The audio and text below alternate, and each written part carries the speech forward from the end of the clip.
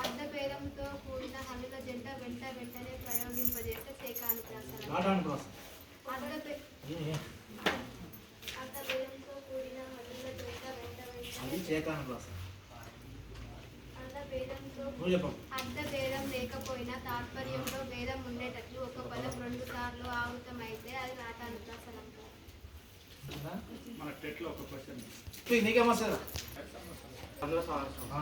పద అర్ధ ప్రధానమైనది ద్వంద్వం.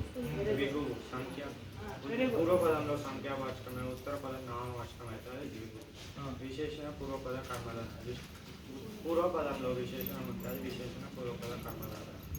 ఉత్తర పద విశేషణ కర్మధార. ఉత్తర పదంలో విశేషణం ఉంటుంది, విశేషణ ఉత్తర పద కర్మధార. సంబోధన పేరుతో పిలిచేది సంబోధన.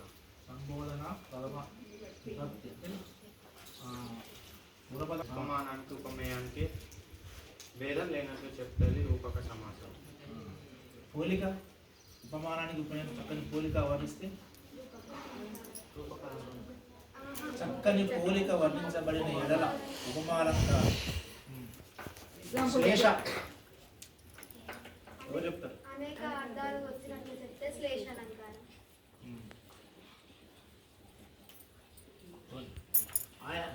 అలంకారం ఒకటి కానీ అంతకంటే ఎక్కువ అల్లులు పలుమార్లు ఆవృతమైతే అది వృత్యానుప్రాస. సరే,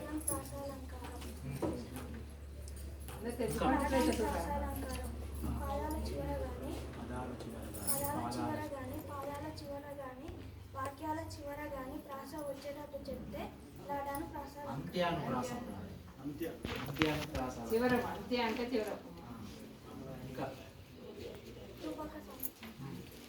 ఉపమానానికి ఉపమేయానికి భేదం లేనట్టు చెప్తే